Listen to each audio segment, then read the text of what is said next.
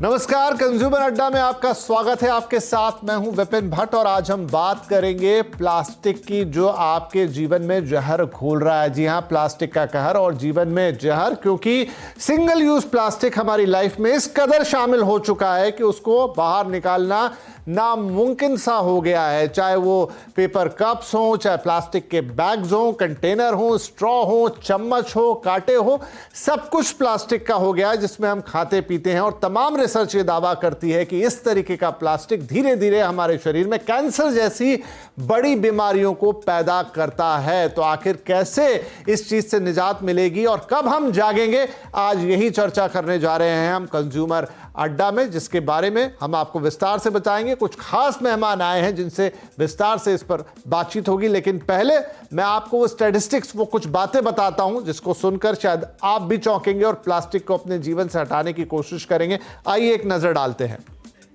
Plastic आपकी life को किस तरीके से तबाह करने की कगार पर लेकर जाता है, खासतौर पर single use plastic. Single use plastic cancer के खतरे को बढ़ाता है। कहां से आ रही है बात? साउथ कैलिफोर्निया यूनिवर्सिटी ने काफी लंबा चौड़ा रिसर्च किया, उसमें यह पाया, बातें तो बहुत लंबे समय से हो रही थी, प्लास्टिक के बर्तन, फूड पैकेजिंग, इन तमाम चीजों में बहुत खतरनाक केमिकल्स पाए जाते हैं। इन केमिकल से कैंसर का खतरा 4 गुना तक ज्यादा बढ़ता है। प्लास्टिक की थैली में गर्म चीजें खाने पीने से कैंसर संभव है। हमारे देश में तो प्लास्टिक की थैली में चाय तक बेच दी जाती है। नॉन स्टिक पैन में चिकनाई के दाग जो मिलते हैं वो कई लोग घरों में इस्तेमाल करते हैं। इसे फॉरएवर केमिकल कहा जाता है। इससे कैंसर का खतरा होता है। लिवर कैंसर का खतरा 4 गुना तक बढ़ जाता है। और ना जाने दुनिया भर के कौन कौन से हेल्थ हैजर्ड्स इसके साथ आते हैं। अब देखिए, जिस सिंगल यूज प्लास्टिक की हम बात कर रहे हैं, आप क्या क्या इस्तेमाल कर लेते हैं लाइफ में? प्लेट, ग्लासेस, कप, प्लास्टिक के बने हुए चम्मच जिनसे हम गर्म खाना खाते हैं, फॉर्क यानी कांटे, स्ट्रॉ जो कि प्लास्टिक के होते हैं, कंटेनर जिसमें खाना आता है, थैलियां, कई बार उसमें गरम गरम खाना पैक करके दिया जाता है या खाना पैक करके अमूमन दिया जाता है। अब जरा देखिए कि प्लास्टिक हमारे जीवन में धीरे धीरे कैसे बढ़ता गया। 1990 में ये 1 मीट्रिक टन से भी कम था जो उत्पाद बनते थे, कंज्यूम हम करते थे। धीरे धीरे बढ़ते बढ़ते 2020 तक का आंकड़ा है करीब करीब 18.5 मीट्रिक टन, यानी 18 गुना हो चुका है ये हमारे जीवन में। इसका उपयोग, इसका इस्तेमाल, इतना कंजम्पशन बढ़ गया है, तो अपने साथ जाहिर सी बात है कि ये इतनी बड़ी मात्रा में बीमारियां, कैंसर, ये सब चीजें लेकर आएगा। तो आइए चर्चा की शुरुआत करते हैं। हमारे साथ कार्यक्रम में जुड़ रही हैं हेल्थ और पर्यावरण एंथुजियास्ट IAS सोनल गोयल, और साथ में है इंद्रप्रस्थ अपोलो हॉस्पिटल की ऑन्कोलॉजिस्ट डॉक्टर सरिता गुप्ता। आप दोनों का ही बहुत बहुत स्वागत है। डॉक्टर गुप्ता, हम आपसे शुरुआत करते हैं। जिस रिपोर्ट का मैंने जिक्र किया, आमतौर पे भी अक्सर ये कहा जाता है कि प्लास्टिक जो है वो आपके अंदर धीरे धीरे कई तरह की बीमारियां पैदा कर देता है। तो क्या आप ये बात तो मान ली जाए कि ये चीज अब मेडिकली भी प्रूवन है कि प्लास्टिक का इस्तेमाल आपके लिए खतरनाक है और धीरे धीरे ये जहर का काम करता है? ये एविडेंस बेस्ड आप बता रहे हैं। और जैसे कि आप आजकल देख रहे हैं, पीपीए नाम का एक पदार्थ था जिसको बैन कर दिया गया है, क्योंकि ये साइंटिफिक प्रूफ है हमारे पास कि इससे हमारी हेल्थ खराब होती है। और इससे हमारी हेल्थ खराब होती है। पीपीए से इनफर्टिलिटी की बीमारी होती है, कैंसर होता है, लिवर की के कैंसर हो सकता है हमें, और ये जाके हमारी बॉडी में कई वर्ष तक रहती है ये चीजें। और इसके अंदर इससे हमें बहुत सारी हेल्थ प्रॉब्लम्स का हमें सामना करना पड़ सकता है। जी जी, ठीक है। सोनल जी, तो देखिए, डॉक्टर साहब भी ये कह रहे हैं, सारे आंकड़े हमने बताए जो ये बताते हैं कि किस तरीके से प्लास्टिक हमारे जीवन में जहर घोलने का काम करता है। लेकिन यही प्लास्टिक बहुत आसानी से उपलब्ध होता है। सरकार कई बार पहल चलाती है, कई बार बहुत कुछ करती है, लेकिन आज तक ये प्लास्टिक हमारी लाइफ से हट नहीं पाया है। जी बिल्कुल सही आपने कहा कि हमारी डेली लाइफ में किसी न किसी रूप में, जैसे आपने यहाँ पे एग्जाम्पल भी दिखाया, किसी न किसी रूप में हम ये सिंगल यूज प्लास्टिक विशेष रूप से बहुत ही बड़ी मात्रा में हमारी लाइफ में ये है। लेकिन अगर हम एनफोर्समेंट की बात करें तो गवर्नमेंट की तरफ से जो plastic waste management handling rules हैं, उसके अनुसार 2022 जून से सिंगल यूज प्लास्टिक को एलिमिनेट करने की एक मुहिम शुरू की गई है। और एक तरीके से हम देखें इसको तो ban on single use plastic. तो जहां पे हम बैन और एनफोर्समेंट की बात करते हैं वहां पे ये भी जरूरी है कि हमारे जो नागरिक हैं, हमारे देश में जितने भी लोग हैं, वो इसके ऑल्टरनेटिव पे ध्यान दे कि हम सिंगल यूज प्लास्टिक के ऑल्टरनेटिव क्या ला सकते हैं। एक एग्जाम्पल के रूप में अगर हम बात करें कि एक सब्जी वाला जो कि थैली में डाल के सब्जियां देता है, तो एक गृहिणी जो उससे सब्जी लेने जा रही है, तो वो अगर उसको जूट बैग में लेने जाए या क्लॉथ के बैग में लेने जाए, जो कि हमने अपने बचपन में पहले देखा कि हमारे घरों में उसी को इस्तेमाल किया जाता था, लेकिन पिछले 10, 15, 20 सालों में प्लास्टिक क्योंकि एक कन्वीनियंस है, चीपर है, उसको अडॉप्ट किया गया।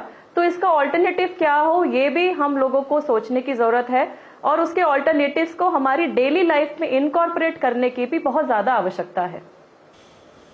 पर सोनल जी, दिक्कत यह है कि देखिए, ये कई बार कोशिशें की गई हैं, कई राज्यों में कोशिश की है, राष्ट्रीय स्तर पे कोशिश की गई है कि आप प्लास्टिक हटा दें, वो कुछ समय तक चलता है। लेकिन आप जाइए देखिए, चाय की दुकान पर वो प्लास्टिक के कप आपको मिल जाएंगे, सब्जी वाला आज भी आपको प्लास्टिक की थैली देता है, किराने वाला आज भी आपको प्लास्टिक की थैली देता है। चलिए, कुछ लोगों में अवेयरनेस आ गई होगी तो वो लेकर जाते हैं अपनी तरफ से, लेकिन क्या ज़्यादा बेहतर नहीं है कि इस तरह की चीज़ को दूसरे एंड पे रोका जाए? जब मिलेगा ही नहीं कोई प्लास्टिक की थैली या सामान, तो या तो आप हाथ में उठा के लाएंगे या फिर अगली बार से थैला लेकर जाएंगे। लेकिन अगर वो चोरी छुपे बार बार आएगा तो फिर कोई नहीं ले जाएगा। जी बिल्कुल, आपने ये बात ठीक कही कि कहीं ना कहीं इसकी अवेलेबिलिटी को ही खत्म करा देना। तो इसके लिए जो मैंने रूल्स की बात करी, जो 2022 में हमारे देश में, पूरे देश में लागू किया गया, उसके अंतर्गत बैन किया गया है। तो बैन देखिए, कोई भी चीज का जो बैन है वो दो तरीके से ही लागू हो सकता है। एक हो सकता है एनफोर्समेंट के माध्यम से, हमारी एनफोर्समेंट मशीनरी जो कि टॉप से बॉटम लेवल जो फील्ड में काम कर रही है वो इफेक्टिवली काम करे। और दूसरा है कि हमारी बिहेवियरल चेंज आए, जो लोग उसको यूज कर रहे हैं वो उसके यूज को रोकें। जैसे मैंने फरीदाबाद में, अगरतला में, त्रिपुरा में मैंने काम किया, तो जब ये मुहिम हमने स्टार्ट की तो कहीं ना कहीं हमारे साथ में सिविल सोसाइटी ऑर्गेनाइजेशंस, एनजीओज ने भी जुड़ के बहुत सपोर्ट किया। विशेष रूप से अगरतला में मैं बताना चाहूंगी कि वहां पे जूट बैग, वहां पे यूज ऑफ बैम्बू, प्लास्टिक की अगर हम बॉटल का अगर हम एग्जाम्पल लें तो त्रिपुरा में, अगर आप इसको इंटरनेट पे भी पढ़ सकते हैं कि त्रिपुरा बैम्बू मिशन के अंतर्गत अब एक बैम्बू बॉटल का निर्माण किया जा रहा है और लोग उसको डेली, धीरे धीरे अपने डेली लाइफ दिनचर्या में अडॉप्ट करने का प्रयास कर रहे हैं। ये बहुत गर्व की बात है त्रिपुरा राज्य के लिए कि ये जो बैम्बू बॉटल्स हैं, ये हमारी जो ट्रेनिंग अकेडमी है, Lal Bahadur Shastri National Academy of Administration, वहां पे भी ऑफिसर्स ट्रेनीज को दी जाती है, जो कि पहले जिनको प्लास्टिक की बॉटल दी जाती थी। तो ये छोटे छोटे प्रयास जो हैं ये बहुत ही महत्वपूर्ण हैं और बिहेवियरल चेंज लोगों में आना ये काफी आवश्यक है। तो जो किराने का जो स्टोर कीपर है वो अगर थैली देना ही बंद कर देगा, अगर वो सिर्फ पेपर बैग ही देगा, तो डेफिनेटली सामने वाला कभी मांगेगा नहीं। अब हम देखते हैं दिल्ली में कई इलाकों में, कई मार्केट्स में हमें सिंगल यूज प्लास्टिक नहीं दिख रहा, लेकिन आज भी कई ऐसी जगहें हैं, कई ऐसे छोटे छोटे कस्बे हैं जहां पे ये इसका चलन अब भी है। तो एनफोर्समेंट जो है गवर्नमेंट मशीनरी की साइड से, और दूसरा behavioural change, adoption, acceptance from the public and other stakeholders, ये भी बहुत ज्यादा आवश्यक है। मैम, बात तो आप सही कह रही हैं कि वो एक्सेप्टेंस या अडॉप्शन आना चाहिए, लेकिन देखिए सिगरेट के पैकेट पे वार्निंग छपती है लेकिन हर साल उसकी बिक्री बढ़ती है, तो जब तक वो सुविधा मिलती रहेगी शायद वो चीज़ होती नहीं है, उसको दूसरे एंड पे ही टैकल करना पड़ता है। एनीवेज, मैं डॉक्टर साहब के पास जाता हूँ फिर से। डॉक्टर साहब, तो देखिए, अब प्लास्टिक की अभी मैडम बैम्बू बॉटल का जिक्र कर रही थी और वो उसकी कहानियां हमने पढ़ी भी हैं, जो त्रिपुरा और दूसरी जगह से, और वो काफ़ी फेमस भी हुए वो बैम्बू बॉटल। कई बार इंटरनेट पे काफ़ी ज़्यादा उसके बारे में पढ़ने सुनने में आता है। लेकिन आज भी पूरा देश मिनरल वाटर के नाम पर प्लास्टिक की बॉटल में ही पानी कंज्यूम करता है। सेकेंडली, जो लोग अपने घर पे भी पानी भरते हैं उनमें से अधिकतर वो प्लास्टिक की बॉटल्स में ही यूज़ करते हैं। अलग अलग ब्रांड्स आते हैं जो क्लेम करते हैं कि हम सेफ हैं और ये है और BPA फ्री है। आप बताइए, क्या प्लास्टिक की बॉटल में रखा हुआ पानी सेफ होता है या वो भी प्लास्टिक हजार्डियस है? प्लास्टिक की बोतल में रखा हुआ पानी हजार्डस होता है, क्योंकि माइक्रो प्लास्टिक्स जो है वो पानी में घुल मिल जाते हैं और वो हमारे पेट में चले जाते हैं और उसके साथ जो माइक्रो प्लास्टिक के कण जो जाते हैं उसमें केमिकल्स भी होते हैं क्योंकि केमिकल्स के पॉलीमर से ही बनाया जाता है, इसमें अलग अलग क्लोरीनेटेड हो सकते हैं, फिनॉल टाइप के केमिकल हो सकते हैं, कुछ हैवी मेटल्स जो है माइक्रोप्लास्टिक से चिपक जाते हैं और ये अंदर जाके हमें इम्यूनोलॉजिकल डिजीज भी कर सकते हैं। और जैसे मैंने बताया आपके, ये तो प्रूव ही हो चुका है कि हमारे हार्मोन्स पे उसका इफेक्ट आता है, और जब हम ऐसी हार्मफुल चीजों को ले जा अपने शरीर में जाती हैं जब टॉक्सिन्स, तो इससे हमें अलग अलग तरह के कैंसर हो जाते हैं। तो प्लास्टिक की बॉटल पे पानी पीना तो बिल्कुल ही खतरनाक है, बट फिर भी लोग अपनी कन्वीनियंस के लिए, जबकि उनको पता है कि इससे नुकसान होता है और सभी लोग इसको बताते भी है, और आजकल तो इसकी मुहिम छिड़ी हुई है कि ना पिए। मेरे ख्याल से कन्वीनियंस की वजह से लोग ले जाना, पहले लोग अपने साथ बॉटल लेके चलते थे और कहीं ट्रैवल भी करते थे तो बॉटल लेके चलते थे, बट अब जैसे अब आप एयरलाइन में जाएंगे, कहीं भी जाएंगे, तो वो भी इसको प्रमोट करते हैं। जब वो हमको देते हैं तो अगर नहीं मिलेगा तो लोग लेके जाएंगे, अपने साथ ही लेके जाएंगे पानी को, जैसे पहले होता था। अब आप देखिए, सफल है या मदर डेयरी है, ये नहीं देते हैं प्लास्टिक की कोई भी थैली, हमें नहीं देते हैं, हमें खुद ही अपने घर से ये ले जाना ही पड़ता है अगर आपको सब्जी खरीदनी है। तो उस तरीके से आई थिंक सारे लोगों को करना चाहिए, बट मैं ये भी कहना चाहूंगी कि पेट की जो लोग हैं उनके अंदर भी कहीं ना कहीं वो उस रेडी वाले से खरीदेंगे सब्जी जो उनको प्लास्टिक बैग दे रहा होगा, क्योंकि उन्हें कन्वीनियंटली उसको लेके आने की जरूरत नहीं है और उठा के वो घर ले जाते हैं। अक्सर होता ही है, क्योंकि यही बात मैं मैम से कह रहा था। सोनल जी, चलिए सब्जी वाली बात तो हम फिर भी समझ जाएं, लेकिन इस पानी की प्लास्टिक बोतल का क्या कीजिएगा? करोड़ों अरबों का धंधा उस प्लास्टिक की पानी बोतल पे चल रहा है। जैसे मैम ने कहा कि एयरलाइन में जाइए, होटल में जाइए, किसी बड़े रेस्टोरेंट में जाइए, बाजार में जो अब तो अलग अलग ब्रांड्स के इतने पानी मिलते हैं, लेकिन बोतल सबकी प्लास्टिक की है। और मैम साफ कह रही हैं कि वो हमारे शरीर में, हमारे खून में माइक्रो प्लास्टिक्स को लेकर जाता है और आगे उससे तमाम बड़ी बीमारियां होती हैं।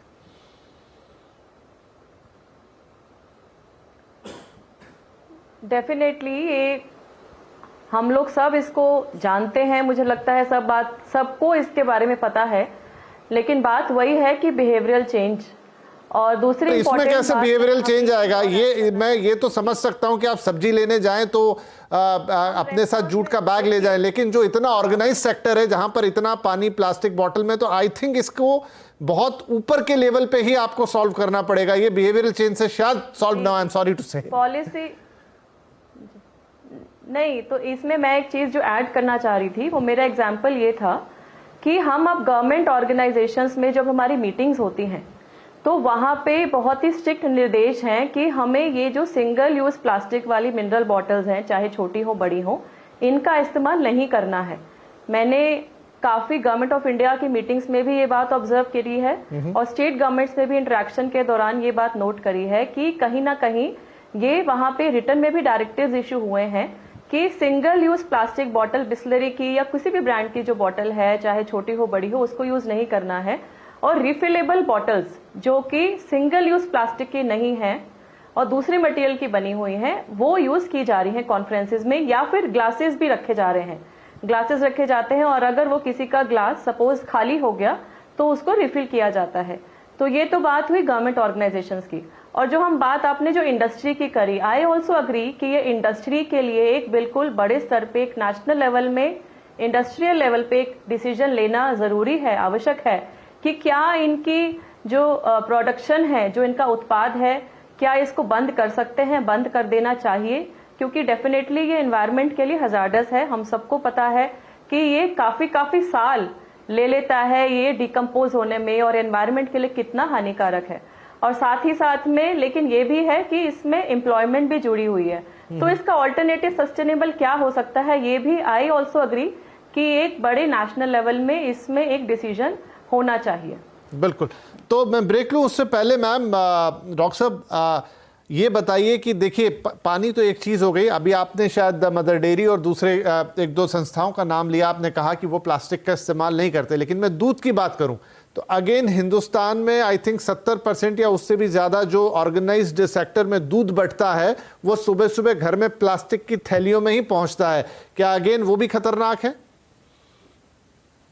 वो आई थिंक रिसाइक्लेबल होता है, बट हाँ वो भी खतरनाक ही है, चाहे रिसाइक्लेबल भी हो, बट वो जा तो रहा है दूध के अंदर ही। वो सारी चीजें जो उसके अंदर प्रिंट्स किए गए हैं या जो भी चीज किए गए हैं वो सब दूध के अंदर जा रहे हैं। तो ये हमारे नुकसानदेह ही बात है कि हम उसे उस तरह की पैकेट में पी रहे हैं। बाकी ज्यादातर कंट्रीज में इस तरह का दूध नहीं मिलता है, वो बोतल में या टेट्रा पैक भी मिलता है। जी, वैसे तो अगर हम सब अपने बचपन में पीछे लौटें तो हमने सबने जो दूध देखा था वो बोतलों में ही आता हुआ देखा था। वो 2 कांच की बोतल या 3 कांच की बोतल सुबह सुबह आपके घर के बाहर रखी हुई मिलती थी और उन पे वो कलरफुल ढक्कन लगे रहते थे। प्लास्टिक की एंट्री काफी बाद में हुई है, तो वापस से उस ईरा में जाने में मुझे लगता नहीं है कि कोई प्रॉब्लम है। वो एक सॉल्यूशन के तौर पे देखा जा सकता है। जब तब वो सिस्टम काम कर सकता है आज से 20-30 साल पहले, तो आज क्यों नहीं कर सकता। शायद ये कॉस्ट वैल्यू या थोड़ा सा यहाँ पर कीमत की जो चीज़ आती है वो एक प्रॉब्लमेटिक हो सकती है कि जब कांच थोड़ा महंगा पड़ जाए उसके मुकाबले प्लास्टिक बहुत सस्ता पड़ता है। लेकिन सस्ता क्या जान की कीमत पे सस्ता होगा, यही बड़ा सवाल है। एक छोटा ब्रेक ले रहे हैं, ब्रेक के बाद बातचीत जारी रहेगी।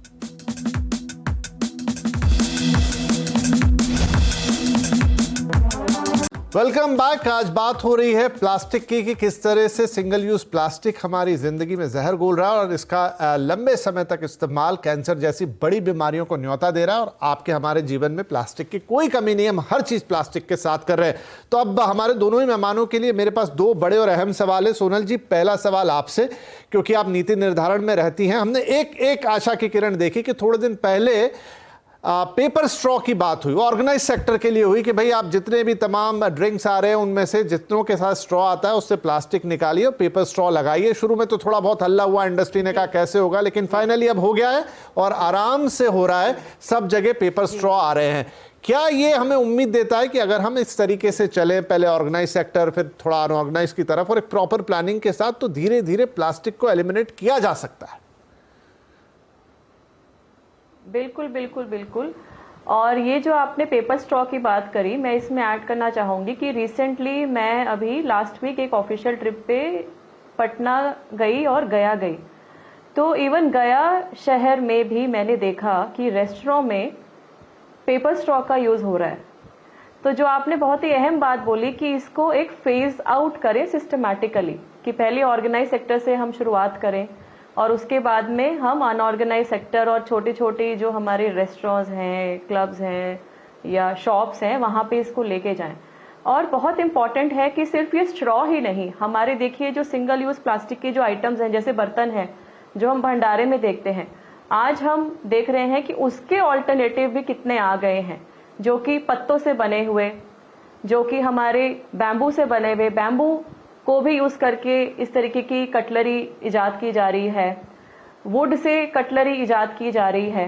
तो ये सब जो चीजें हैं ये एक बहुत ही वेलकम प्रयास है। और इम्पॉर्टेंट ये है कि जहाँ पे एनफोर्समेंट हो रहा है उस एनफोर्समेंट की एजेंसी अवेयरनेस भी करे साथ की साथ, ताकि वो, क्योंकि हमारा एनफोर्समेंट का मैकेनिज्म को भी समझना पड़ेगा कि हम ये जो एक्टिविटी कर रहे हैं ये एक बार की एक्टिविटी नहीं है, इस एक्टिविटी को सस्टेन करके हमें चलना है, ताकि इसको हम एक लॉन्ग टर्म में लोगों के दैनिक दिनचर्या में हम उसको लेके आए। तो इसीलिए ये बहुत इंपॉर्टेंट है कि फेज आउट करते हुए सिस्टमैटिक तरीके से हम इसके बारे में अवेयरनेस जनरेशन करें। आपके चैनल का भी मैं धन्यवाद देना चाहूंगी कि इस इशू को लेके आज आपने डिस्कशन ऑर्गेनाइज किया। एनवायरमेंट डे 2023 जो कि 50th एनवायरमेंट डे है, इसका थीम ही ये है कि हम कैसे फेज आउट करें, से नो टू सिंगल यूज। तो आपने जो कहा मैम कि उसको लेके आपने डिस्कशन किया, जी अवेयरनेस बहुत जरूरी है। तो मैं उस अवेयरनेस के नोट पे इस प्रोग्राम को खत्म करूंगा।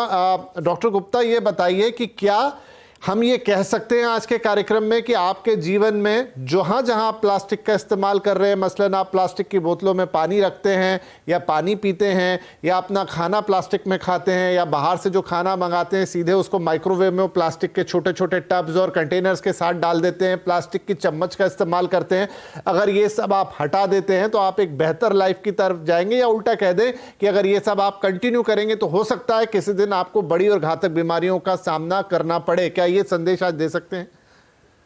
ये हमारा संदेश है कि प्लास्टिक का यूज कम से कम करें, और उसी से हमारी जो हेल्थ जाती जा रही है, तभी से हम लोग और अनहेल्दी हो जा रहे हैं। हम पहले पुरानी जल्दी हेल्थ में तभी आएंगे जब हम वापस प्लास्टिक का इस्तेमाल कम करना शुरू करेंगे और बहुत ज्यादा वेस्टर्नाइज्ड जो सिस्टम था उसे पीछे आ जाएंगे। जी, तो आई थिंक अब डॉक्टर साहब ने भी इस पे मोहर लगा दी है और यहाँ पर सोनल जी ने भी कहा कि धीरे धीरे हम उसे फेज आउट करेंगे, लेकिन उससे पहले अवेयरनेस बहुत जरूरी। हो सकता है कुछ आपको हेल्दी प्रोडक्ट महंगे पड़े, आप बंबू की प्लेट ले तो हो सकता है 2-4 रुपए महंगी आए, लेकिन अवॉइड कीजिए उसके सामने प्लास्टिक और समझिए कि प्लास्टिक जानलेवा है। अपने दैनिक दिनचर्या से जितनी कम से कम खान पान की चीजें हैं जिनमें आप खाना रखते हैं या पेय पदार्थ रखते हैं, वहां से प्लास्टिक हटाएं। बाजार में भी इस बात का ध्यान रखें, खासतौर पे गर्म चीज़ों के मामले में तो और ज़्यादा ध्यान रखें कि ये माइक्रो प्लास्टिक आपके खून में जाता है और फिर कई तरह की बीमारियां पैदा करता है। तो बहुत शुक्रिया आप दोनों ही मेहमानों का। एंड आई थिंक यहाँ पर आज जो बातें हुई हैं उससे अवेयरनेस के लेवल तो ऊपर जाएंगे ही जाएंगे और शायद वही हमारा सबसे बड़ा हथियार बनेगा। बाकी पॉलिसीज़ अपना काम करती रहेंगी वक्त के साथ में और प्लास्टिक पर हम ज़रूर अपनी जंग जीतेंगे। बहुत शुक्रिया इस कार्यक्रम में शामिल होने के लिए। नमस्कार।